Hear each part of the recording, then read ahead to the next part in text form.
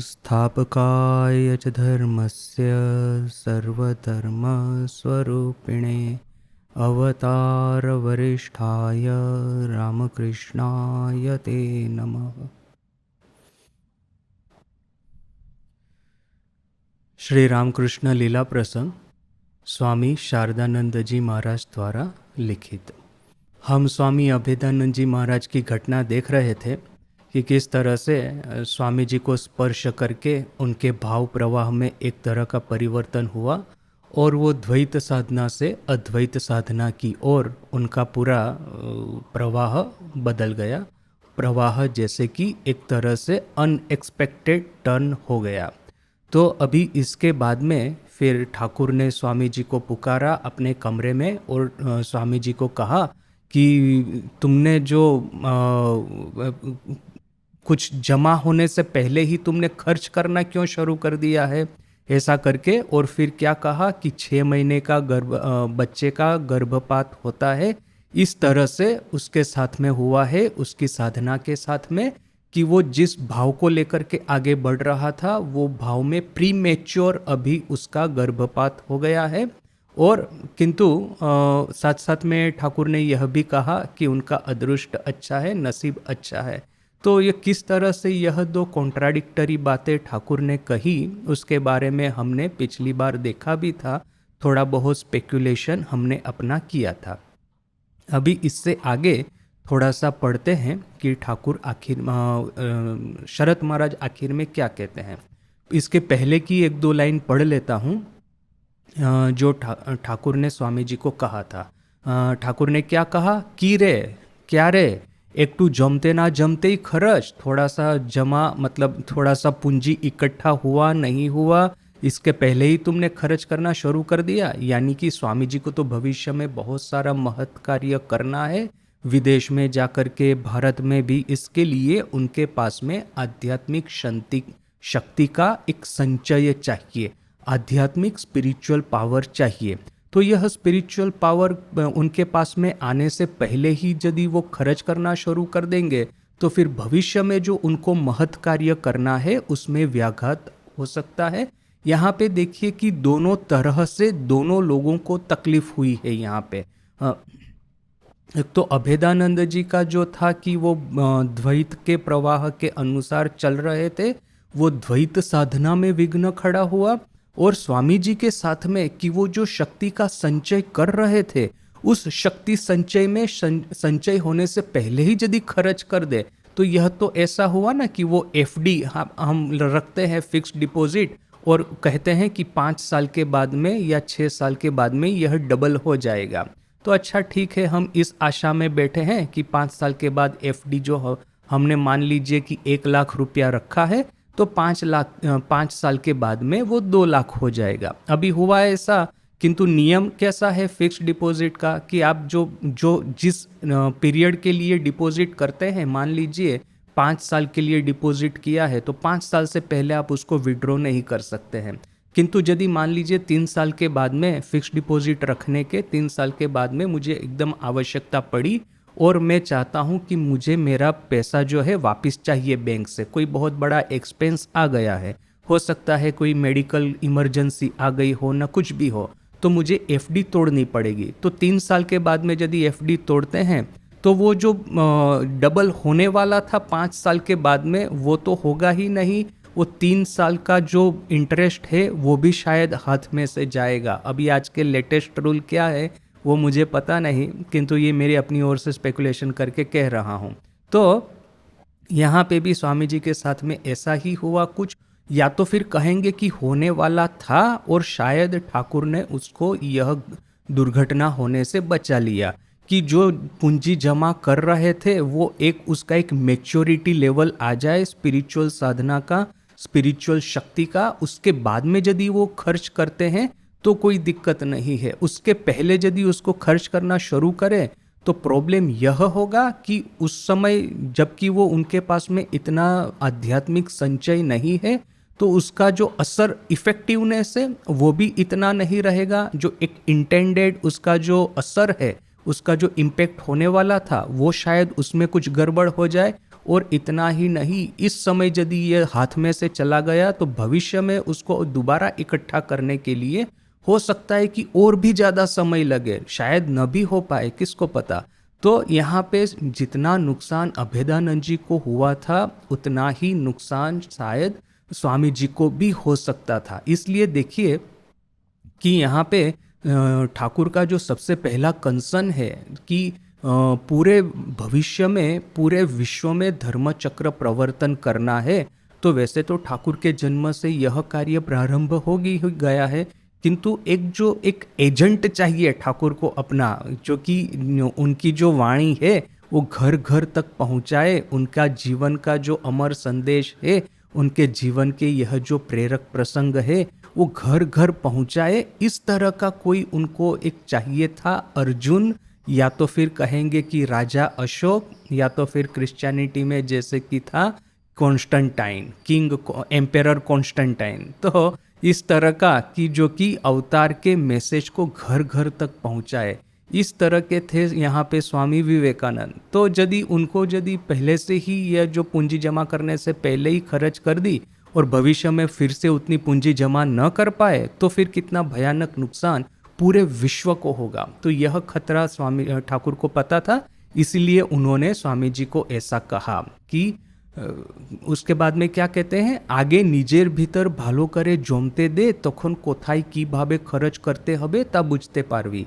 सबसे पहले अपने भीतर में अच्छे से आध्यात्मिक शक्ति है, जप की संख्या है, ईश्वर के जो आशीर्वाद है उसको तुम पहले तो कलेक्ट करो, उसका एक प्रॉपर निधि गठित करो, उसका एक प्रॉपर कलेक्शन करो। उसके बाद में ही तो तुमको पता चलेगा कि किस तरह से कहाँ पे और किस तरह से खर्च करना है, वो तुम समझ पाओगे।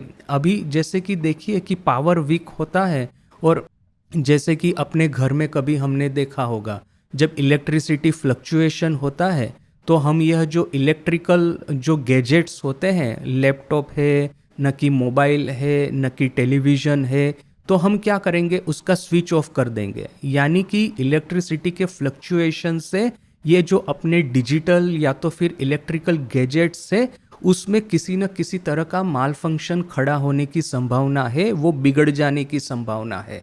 तो यहाँ पे भी यदि स्वामी जी की जो ये डायनेमो है, मैं स्पिरिचुअल डायनेमो उनके भीतर में, उनकी ये जो स्पिरिचुअल एनर्जी है, वो तो अभी ठीक से वो डायनेमो स्टार्ट नहीं हुआ है, अभी तो डायनेमो अभी बच्चा ही है। तो अभी यदि ये इलेक्ट्रिसिटी फ्लक्चुएट होना शुरू हो गया, तो जिसको स्पर्श किया है उसके भीतर में सिर्फ बात यह नहीं है कि प्रॉपर इम्पैक्ट नहीं होगा, क्योंकि इलेक्ट्रिसिटी का वॉल्यूम कम है, उसमें फ्लक्चुएशन भी हो सकता है, तो वो परमानेंट डैमेज भी हो सकता है। इसलिए ठाकुर यहाँ पे कहते हैं कि पहले तो तुम ठीक ठीक उस डायनेमो को, स्पिरिचुअल डायनेमो को तुम एक्टिवेट करो, उसको प्रॉपरली फंक्शन होने दो।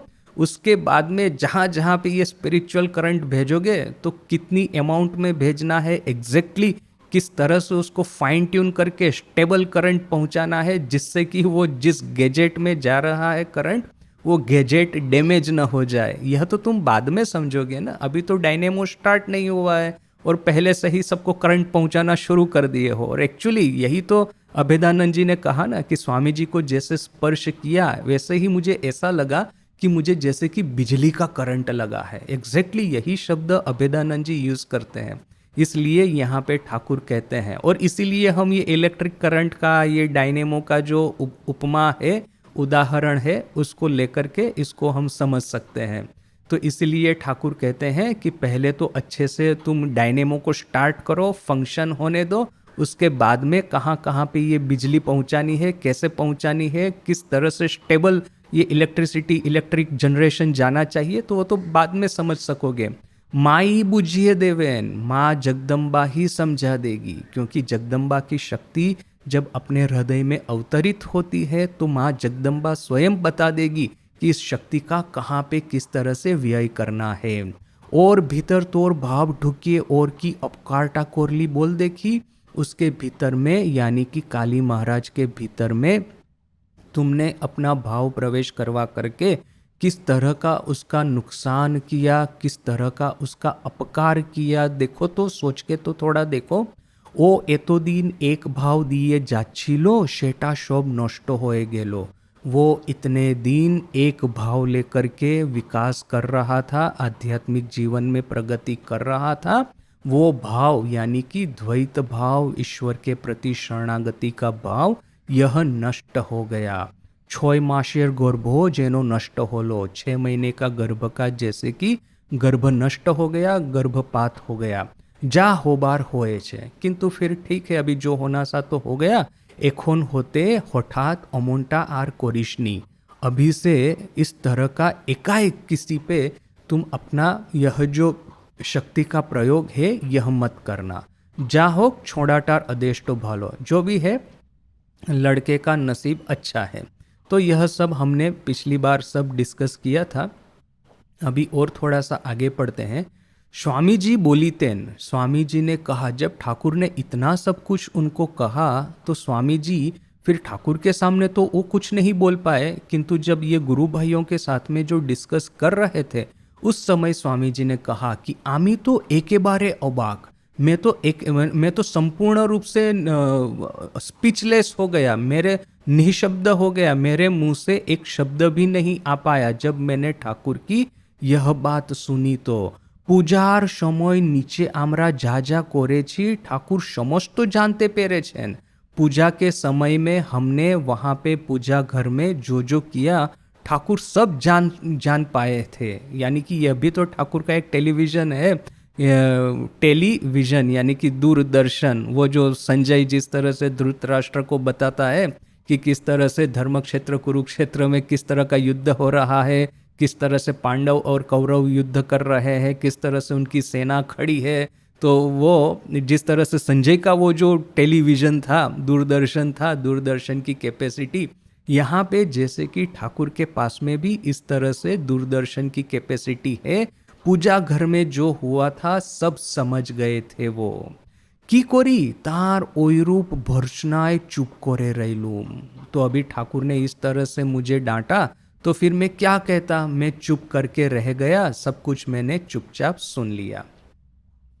फले देखा गेलो अभेदानंदो जे भाव सहाये पूर्वे धर्म जीवने अग्रसर होइते छिलो, ताहार तो एकेबारे उच्छेद होइया जाइलोई। आबार अद्वैत भाव ठीक ठीक धरा ओ बुझा काल सापेक्ष होवाय। वेदांतेर दोहाई दिया से कखोन कखोन सदाचार विरोधी अनुष्ठान सकल करिया फैलिते लागिलो। अच्छा, इसको ट्रांसलेट करने से पहले ये जो ठाकुर की दूरदर्शन की कैपेसिटी थी इसके बारे में वो जो फेमस घटना है कि उस समय वहाँ पे सुरेश मित्र अपने घर में दुर्गा पूजा का आयोजन कर रहा था। ठाकुर उस समय मोस्ट प्रोबेबली श्यामपुकुर में थे, और श्यामपुकुर में अभी क्या है, ठाकुर को तो कैंसर हो गया है, अदरवाइज तो सुरेश तो ठाकुर का पक्का भक्त है। जब भी इस तरह का कोई बड़ा पूजा अनुष्ठान करेगा, दुर्गा पूजा जैसा, तो ठाकुर को भी वो आमंत्रण देगा, ठाकुर के साथ में सब भक्तगण भी उसके घर जाएंगे, भजन कीर्तन होगा, कितना सुंदर वातावरण होगा। तो अभी किंतु इस समय तो ठाकुर को कैंसर है, ठाकुर जा नहीं पाएंगे, तो क्या करें। तो किंतु देखिए कि भक्त के हृदय की पुकार भगवान किस तरह से सुनते हैं। वो वहाँ पे माँ दुर्गा की मूर्ति के सामने माँ माँ बोल करके रो रहा है, और ये उसकी जो रुलाई है, उसका जो रोदन है, वो ठाकुर के कानों में वहाँ पे गया। अभी भले ही चाहे कितने ही कैंसर से ग्रस्त हो, किंतु ये बाहर का तो आवरण है, एटा तो खोलटा, ठाकुर जैसे कहते हैं, ये तो आवरण मात्र है। सही तो इसके भीतर में जो हमारी अंतरात्मा है वही तो एक सही है। तो फिर ठाकुर ने वहाँ पे जाकर के सूक्ष्म देह से वहाँ उपस्थित होकर के उसको आशीर्वाद दिया। फिर वो जब अपने, उस समय तो वो भाव में चले गए थे, किंतु फिर भाव भंग हुआ जब वो सामान्य कॉन्शियस लेवल पे आए। उन्होंने बाकी सब भक्तगण जो सामने बैठे थे उनको कहा कि देखिए कि सुरेश मित्र वो अपने घर में प्रतिमा के सामने बैठा हुआ रो रहा है, और उसके चारों ओर ये दिया, वो जो दिया वगैरह है वो जल रहा है। तो जैसे ही मुझे उसकी जो पुकार सुनाई दी, वैसे ही जैसे वो श्यामपुकुर से उसके घर पे एक आलोर रास्ता यानी कि प्रकाश का पथ तैयार हो गया और उस प्रकाश पथ से जाकर के मैंने अर्थात कि ठाकुर ने वहाँ पे उपस्थित होकर के उसको आशीर्वाद दिया। और फिर ठाकुर कहते हैं कि जाओ जाओ तुम सभी लोग जाओ, वो बेचारा अकेला रो रहा है, मैं तो नहीं जा पाऊंगा, किंतु तुम जा करके उसको मन को शांति दो। तो ये भक्तगण सोच रहे हैं कि ठाकुर को ये दर्शन हुआ होगा तो ठीक है। अभी देखिए कि यह जो हमने पिछली बार भी एक बार डिस्कस किया था कि ये वर्ल्ड ऑफ कॉन्शियसनेस चेतना का जगत है, and this is the world of matter, पदार्थ का जगत है, भौतिक जगत है। तो चेतना के जगत में हमको जो दर्शन होता है, जो उसमें अनुभूतियाँ होती है, वो चेतना के जगत तक ठीक है। और भौतिक जगत में ये जो फिजिक्स, केमिस्ट्री वगैरह जो साइंस है वो वहाँ तक ठीक है। हम किंतु यानी कि यहाँ पे है साइंस ऑफ कॉन्शियसनेस, जो कि हम योग और वेदांत के माध्यम से समझते हैं, और यहाँ पे है science of nature, natural science, या तो फिर साइंस ऑफ मैटर, जिसको कि हम फिजिक्स, केमिस्ट्री, बायोलॉजी के माध्यम से समझते हैं। तो अभी एक ऐसा हमारा अनुभव रहता है कि यह दोनों जगत तो बिल्कुल डिफरेंट ही है, इन दोनों में कनेक्शन कहाँ से आ गया? जब दोनों के बीच में कनेक्शन खड़ा होता है तब हम उस बात को चमत्कार के रूप में गिनते हैं। और पिछली बार मैंने इस तरह से हमने जो डिस्कस किया था, दो उदाहरण देखे थे कि जब वो माँ शारदा देवी जयराम बाटी में बीमार थी, उस समय माँ जगतधात्री ने, जगदम्बा ने स्वयं जाकर के माँ की माँ को, श्यामा सुंदरी देवी को औषध दे करके कहा था कि ये औषध अपनी बेटिया को, शारदा देवी को खिलाना तो वो ठीक हो जाएगी। अभी देखिए कि एक्चुअल कुछ मटेरियल पदार्थ किसी के हाथ में देना, वो तो यही कॉन्शियस वर्ल्ड से ये मटेरियल वर्ल्ड में क्रॉस ओवर हो गया, तो दिस इज मिरेकल। मैंने कॉन्शियस वर्ल्ड में विजन होता है, वो इजीली समझ सकते हैं। जो लोग ड्रग, चरस वगैरह लेते हैं, जो LSD वगैरह लेते हैं, उन लोगों को भी इस तरह का अनुभव होता है। सपने में भी हम लोग देखते हैं कि हम कहाँ कहाँ जा कर के क्या क्या करते हैं। तो मानसिक जगत अपना यह सब अपने देह को छोड़ करके 10 जगह पे घूमता है, 10 तरह का अनुभव होता है, वो दैट इज वेल एक्सेप्टेड। किंतु ये मानसिक जगत से ये भौतिक जगत में चले आना। और दूसरा उदाहरण देखा था कि ठाकुर ने रामलल्ला की वो धातु की मूर्ति को वो गंगा के भीतर में तैरते हुए देखा था, स्विमिंग करते हुए। और स्विमिंग यानी कि ऐसा नहीं कि धातु की मूर्ति को पानी में रख दिया तो वो फ्लोट हो रही है, वो किंतु फ्लोटिंग नहीं, वो एक्चुअली दोनों हाथ पैर लगा करके स्विमिंग कर रही है। तो ऐसा तो कैसे हो सकता है? रोबोट स्विम कर सकता है, धातु की मूर्ति कैसे स्विम कर सकती है? तो यहाँ पे भी देखिए कि चेतना के जगत में ठाकुर को कोई अनुभूति होती है, दर्शन होता है, वो तो एक चीज है। किंतु ठाकुर सूक्ष्म देह से सुरेश मित्र के घर गए, घर में जाकर के उसको आशीर्वाद दे करके वापिस आए, यह तो ऐसा नहीं लगता कि यह चमत्कार है। या तो फिर हम भक्त लोग ऐसा सोचने लगे कि चलो ठाकुर को दर्शन हुआ है तो दर्शन में कुछ भी हो सकता है।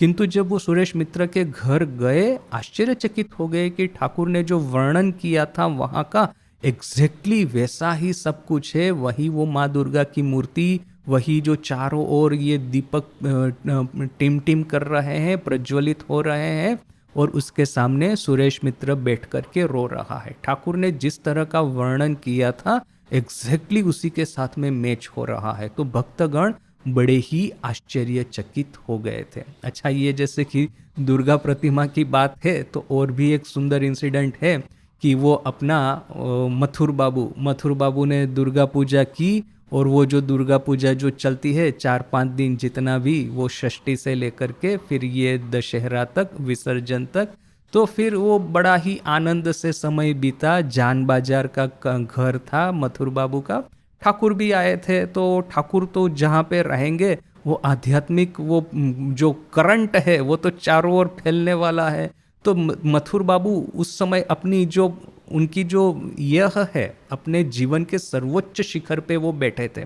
बाद में फिर क्या है कि वो बहुत बीमार हो गए थे, और वो ठाकुर को बीच बीच में बुलाते भी थे कि आप मुझे अपना दर्शन देने के लिए यहाँ पे आइए। तो ठाकुर जाते नहीं थे। तो अभी क्या है कि अभी फिजिकली नहीं जाते थे, किंतु मानसिक प्रेजेंस तो इस तरह से उनकी होगी ही। तो जो भी है, उस समय ठाकुर ने कहा था कि वो जब उसको युवान अवस्था थी, जब वो युवान था मथुर बाबू, उस समय उसने बहुत सारे वो सब भोग वगैरह किए थे, तो फिर नेचुरली ये भोग करेंगे तो शरीर में रोग लगने ही वाला है, इसलिए उसको आखिर आखिर में बहुत भुगतना पड़ा था, ऐसा ठाकुर ने कहा था। तो वो बात की बात है जबकि वो बीमार हो गए, और उसके पहले क्या है कि ठाकुर के परिचय में नहीं आए थे। तो जब से ठाकुर के परिचय में आए तब से लेकर के ये जो दुर्गा पूजा का जो समय है वो उनके लिए सर्वोच्च सिद्धि का समय था। फिजिकली भी इतना कोई बुरा नहीं था, और फिर ये ठाकुर के आशीर्वाद उनको प्राप्त है, तो सब तरह से वो अपने जीवन के शीर्ष पर वो सवार थे।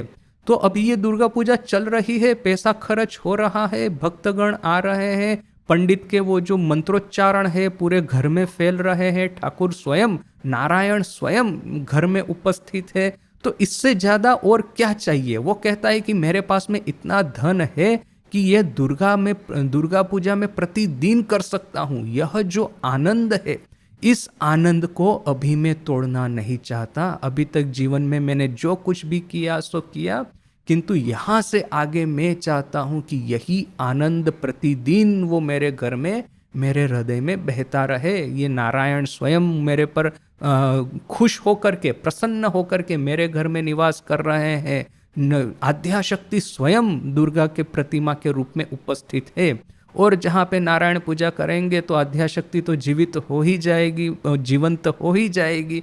तो उसमें कोई प्रश्न नहीं है कि प्रतिमा के भीतर में प्राण संचार हो गया था, और भयानक आध्यात्मिकता से पूरा घर जैसे कि जम जम कर रहा है। तो मथुर कहता है कि बस अभी यह प्रवाह जीवन भर चलने दो।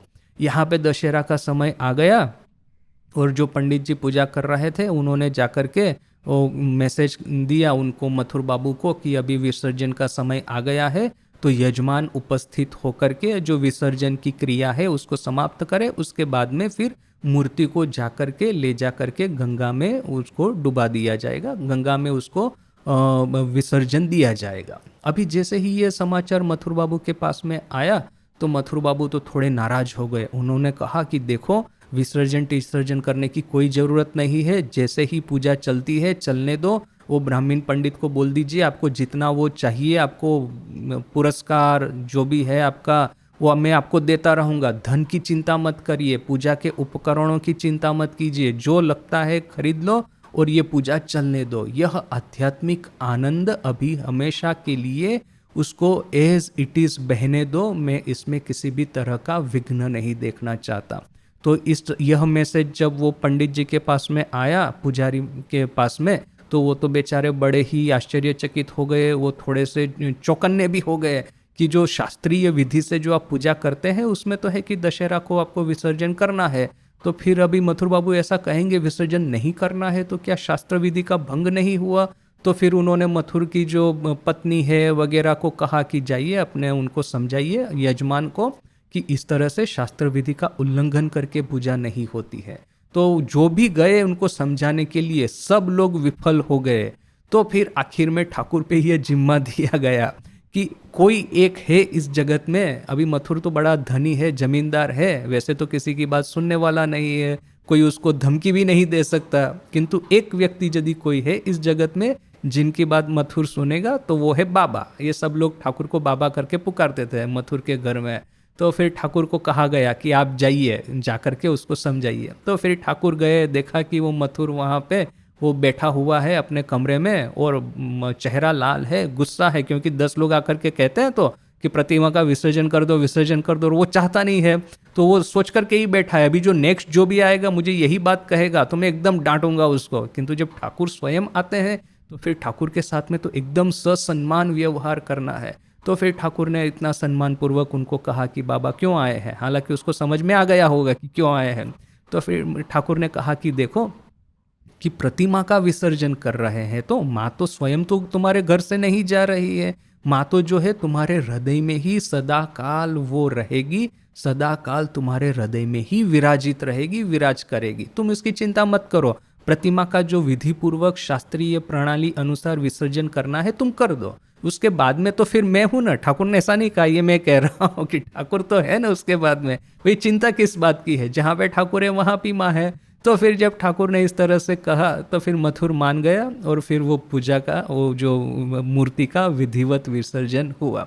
तो यहाँ पे भी देखिए कि जो स्वामी जी और मेन हमारा था क्या था कि ठाकुर वहाँ पे दूरदर्शन से देख पाए थे, तो उसमें से ये सब बात निकली।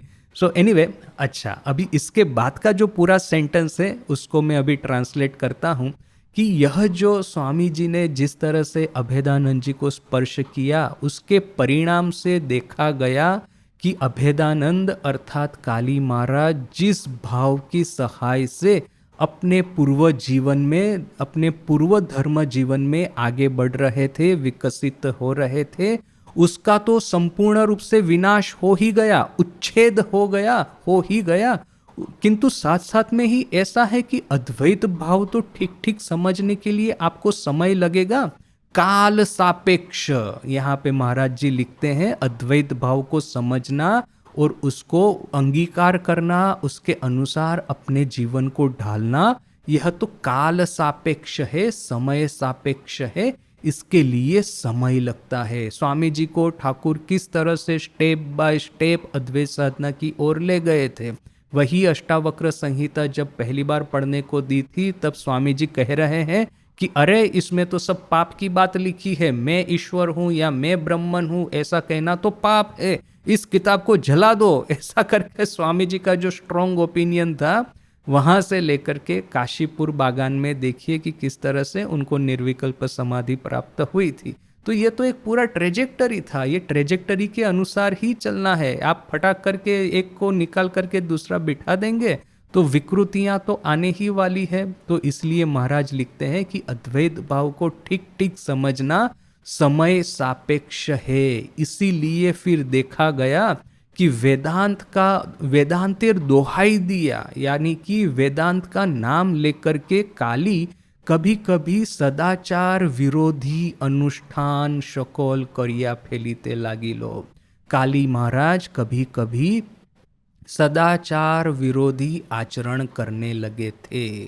ठाकुर ताहाके एखोन होइते अद्वैत भावेर उपदेश करिते ও शशनेहे তাহার ঐরূপ কার্যকলাপের ভুল দেখাইয়া দিতে থাকিলে ও অভেদানন্দের ওই ভাব প্রণোদিত হইয়া জীবনের প্রত্যেক কার্যানুষ্ঠানে যথাযথভাবে অগ্রসর হওয়া ঠাকুরের শরীর ত্যাগের বহুকাল পরে সাধিত হইয়াছিল।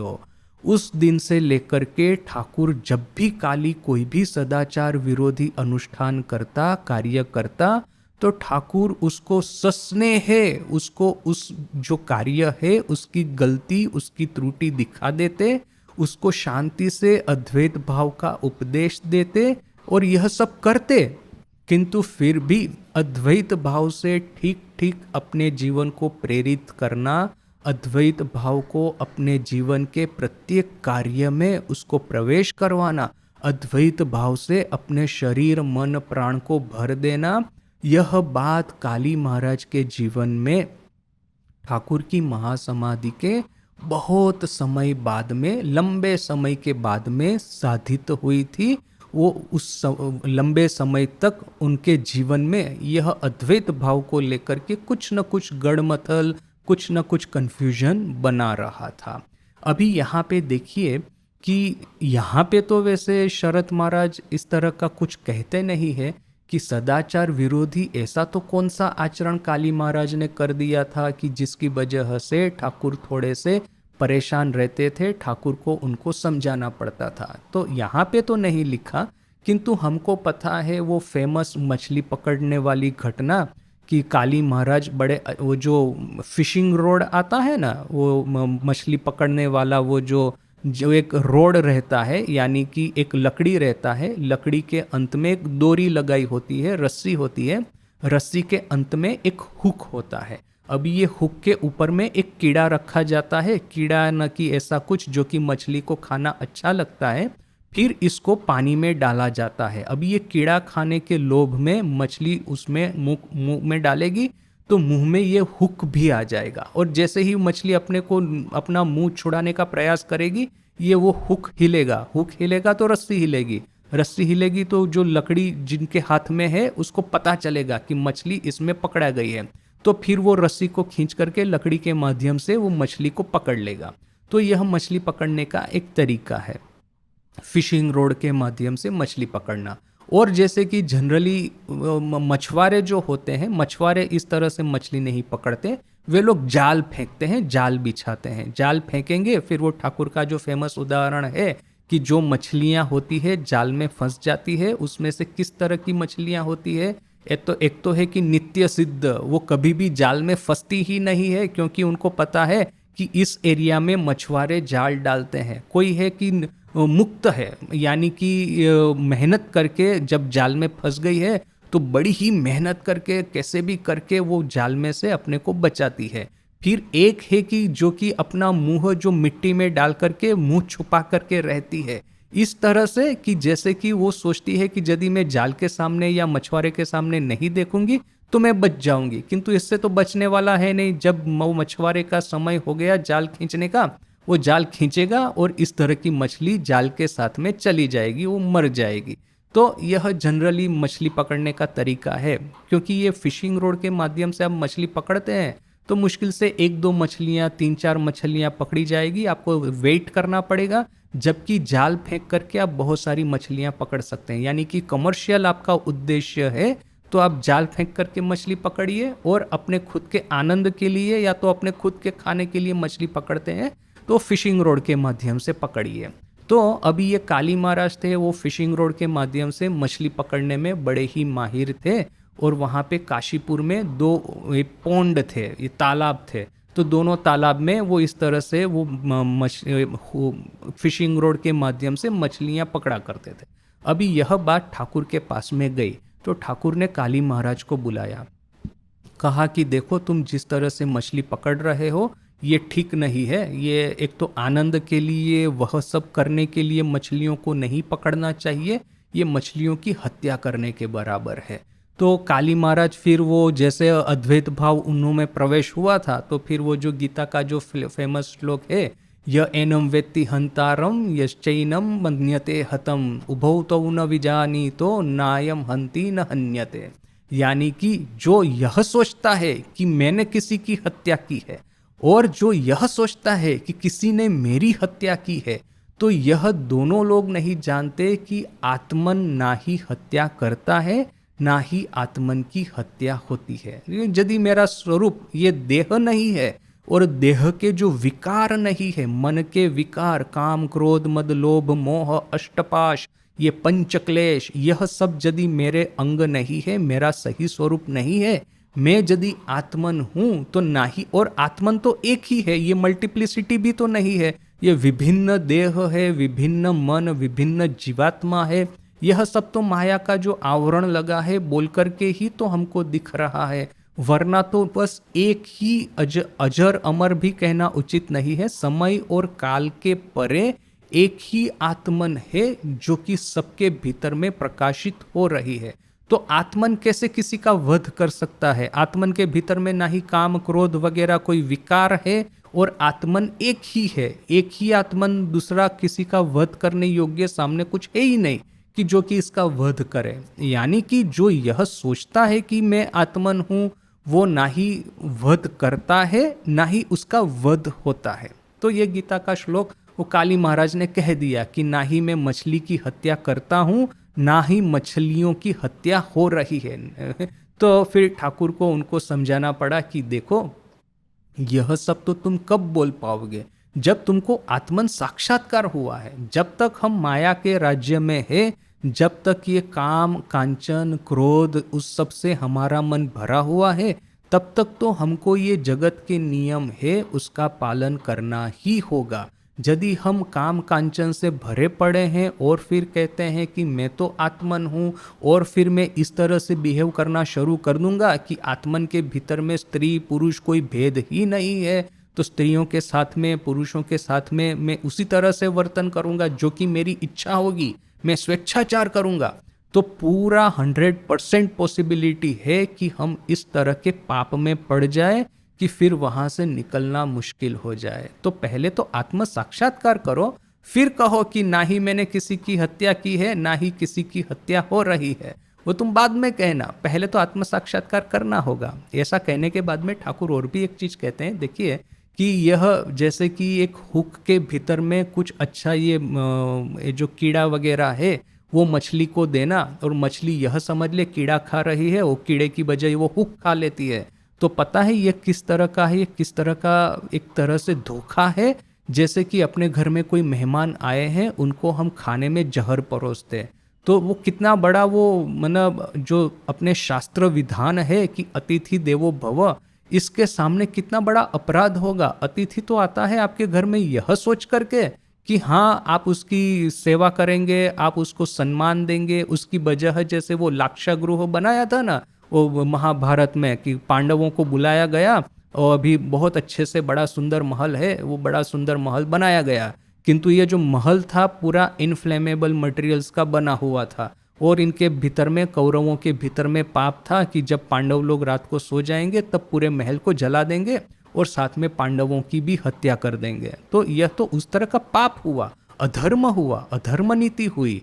तो इस तरह से धोखा करके कभी भी मछलियों को मत पकड़ो, इतना ठाकुर ने काली महाराज को कहा था। और फिर जब ऐसा हुआ कि ठाकुर यह सब बोल रहे थे, तो उस समय काली महाराज शुरू शुरू में तो कुछ आर्ग्यूमेंट कर रहे थे, किंतु बोलते बोलते ठाकुर को खांसी हुई, वो कफ हुआ, कफ में से खून बहने लगा, क्योंकि मुंह में से खून निकलने लगा, क्योंकि गले का कैंसर था। तो पहले तो काली डर गया, बोला कि महाशय आप इस तरह से बोलिए मत, इतना मैं समझ गया, ठीक है कि आप जो कह रहे हैं। तो उस समय तो उसने वैसा करके बात घुमा ली, किंतु कुछ दिनों के बाद में काली महाराज को ऐसा लगा कि नहीं, ठाकुर जो कह रहे हैं वो ठीक है। फिर वो ठाकुर के पास में आकर के स्वीकार करता है कि हाँ मुझे अभी आपकी बात समझ में आ रही है। तो जो भी है, यह एक इंसिडेंट हमारे सामने है कि जहाँ पे शरत महाराज जो कहते हैं वो ठीक ठीक हमको लगता है कि सदाचार विरोधी आचरण कर रहे थे, और बड़ा लंबा समय लगा समझने के लिए कि अद्वैत भाव ठीक ठीक किसको कहते हैं। जब शरणागति जो होती है, शरणागति का जो भाव है वो से समझना आसान है कि हाँ अपना जो घमंड है, अपना ईगो है, उसको संपूर्ण रूप से ईश्वर के सामने बलि प्रदत्त कर दो। जैसे कि ये गिरीश घोष है, ऐसा नहीं है कि शास्त्र वगैरह का बहुत गहरा ज्ञान था, हालांकि गिरीश का ज्ञान बड़ा गहरा था, ऐसा नहीं है। बुद्ध चरित वगैरह जो लिखा था, चैतन्य चरित नाटक वगैरह, वो तो उसने बड़े सुंदर ही लिखे थे, और बड़े सुंदर गीत भी वो बना देता था। तो ऐसा नहीं है कि धर्मशास्त्र क्या है गिरीश को पता नहीं था, किंतु क्या है कि वो इस तरह से वो साधना करने के लिए तो यह सब नहीं करता था ना। इनिशियल उद्देश्य था कि लोगों का एंटरटेनमेंट करना है। तो जो भी है, वो गिरीश घोष जब ठाकुर को पावर ऑफ एटर्नी देता है तब कुछ भी होता है उसके जीवन में, उसके घर में मृत्यु भी हो जाती है, तो उसका भी शोक वो नहीं कर सकता। क्यों? क्योंकि सब समय भीतर में से यह अवेयरनेस, अलर्टनेस जागृत है कि हाँ जो कुछ भी करना है ठाकुर को निवेदित करके, निवेदन करके ठाकुर की आज्ञा के अनुसार करना है। शोक भी यदि करना है तो ठाकुर की परमिशन लेनी है, उसके पहले मैं शोक भी नहीं कर पाऊंगा। अपने घर में परिवारजनों की, प्रियजनों की मृत्यु हुई है, उसके अगेंस्ट में मैं शोक भी नहीं कर सकता हूँ। तो यह जो है कि शरणागति वैसे समझना आसान है, भले ही चाहे उसका पालन करना बड़ा कठिन हो, इंटेलेक्चुअली आप समझ सकते हैं, किंतु जो अद्वैत भाव है, जैसे कि यह गीता में कहा कि हम यदि किसी की हत्या करते हैं तो हम यदि यह समझेंगे कि मैंने हत्या की है वो भी गलत है, जिसने यह समझा कि मेरी हत्या हुई है ये भी गलत है। यह आत्मन कि जिसको कि ना ही तलवार काट सकती है, ना ही अग्नि जला सकता है, ना ही पानी भिगा सकता है, वही आत्मन ही मैं हूँ। तब यह समझना कि मैं यह देह या तो फिर ये पंच महाभूत, पंच ज्ञानेन्द्रिय, पंच कर्मेंद्रिय का जो बना देह है, पंच प्राण का, पंच तन्मात्रा का, वो देह में नहीं हूँ। इसके परे जो आत्मन है वो मैं हूँ। वो जो देवता और ये असुर, यह जो कहानी है कि शुक्राचार्य के पास दोनों गए, एक बार कहा गया कि तुम ही हो ब्रह्मन, अहम ब्रह्मास्मि तत्त्वमसि। तो ये असुर लोग है, राक्षस लोग, दानव लोग बड़े खुश हो गए कि ये देह ही ब्रह्मन है, देह ही आत्मन है, और इसी की परिपुष्टि करनी है, इसी के भोग राग करने हैं, और उसमें वो पूरे भोग राग में डूब गए। जबकि ये इंद्र है, इंद्र ही शायद, वो जो उन्होंने जाकर के तपस्या की, पता चला कि लगता नहीं है कि ये पंच महाभूत का बना हुआ देह ईश्वर हो सकता है, आत्मन हो सकता है। वो इतने हजार साल तक तपस्या की, पता चला कि यह नहीं है ठीक कि देह आत्मन है। फिर वो अपने गुरु के पास में आया, गुरु ने कहा कि फिर से वही बात तत्वमसि, तो फिर से वो तपस्या की, फिर देखा कि नहीं, ये देह नहीं, देह के परे कुछ है, जो कि जिसको कि हम मन बुद्धि चित्त अहंकार अंतःकरण कहते हैं। तो पूछा फिर से गुरु के पास में आकर, क्या अंतःकरण आत्मन है? तो फिर से वही उत्तर कि तत्वमसि। तो फिर से तपस्या की, आखिर में इतने हजार साल तपस्या करके अपना जो अस्तित्व है, मेरा जो अवेयरनेस है, उसको मैं अपने देह अपने अहंकार से सेपरेट कर सकता हूँ। ये अपना जो रियल नेचर है उसको यह जो अनरियल नेचर है, अवास्तविक अपना स्वभाव है, उससे सेपरेट करना वो लंबी साधना मांग लेता है। उसके लिए संपूर्ण रूप से ब्रह्मचर्य का पालन करना होगा, तीव्र मेधा शक्ति चाहिए, और एक इंसिसिव, एक self criticism, self diagnosis, self examination की फैकल्टी चाहिए। सतत मुझे अपने आप को एग्जामिन करते रहना होगा, सतत मुझे अपनी इंद्रियों पे संपूर्ण रूप से संयम रखना होगा, तब कहीं जाकर के धीरे से मैं ये जो मेरा रियल नेचर और अनरियल नेचर जो है उसको मैं सेपरेट कर पाऊंगा। तो वो मेधा शक्ति, वो इंद्रिय संयम, यह सब स्वामी जी में था। तो बोल करके उनको स्टेप बाय स्टेप ठाकुर ने यह अद्वैत भाव का उपदेश दिया था। जबकि ये अभेदानंद जी में इतना स्ट्रॉन्ग इंद्रिय संयम तो होगा, किंतु मेधा शक्ति इतनी स्ट्रॉन्ग नहीं थी। बोल करके ठाकुर को उनको समझाना पड़ता था कि तुम यह तरीके से जो सोच रहे हो वो तुम्हारा देह भाव ही बोल रहा है, नहीं कि तुम्हारा आत्म भाव। तो इस तरह से ये पूरा प्रसंग यहाँ पे समाप्त होता है। और फिर इसके बारे में और भी बहुत सारा डिस्कशन हमने अभेदानंद जी के बारे में पहले पहले वाले लेक्चरों में कर ही दिया है कि किस तरह से बाद में उन्होंने संग छोड़ा और वो सब, किंतु खैर वो सबको अभी रिपीट करने की ज़रूरत नहीं है। अभी इसके बाद का जो पॉइंट है, नर लीलाए समस्त कार्यो साधारण नरेर न्याय होय। नर लीला में पूरा सभी तरह का कार्य एक सामान्य नर की तरह ही होता है, एक सामान्य व्यक्ति की तरह ही होता है। अच्छा, तो इसको अभी हम कल से प्रारंभ करेंगे, आज हम यहीं तक रोकते हैं। ओम शांति शांति शांति। हरि ओम तत्सत। श्री राम कृष्णार्पणमस्तु।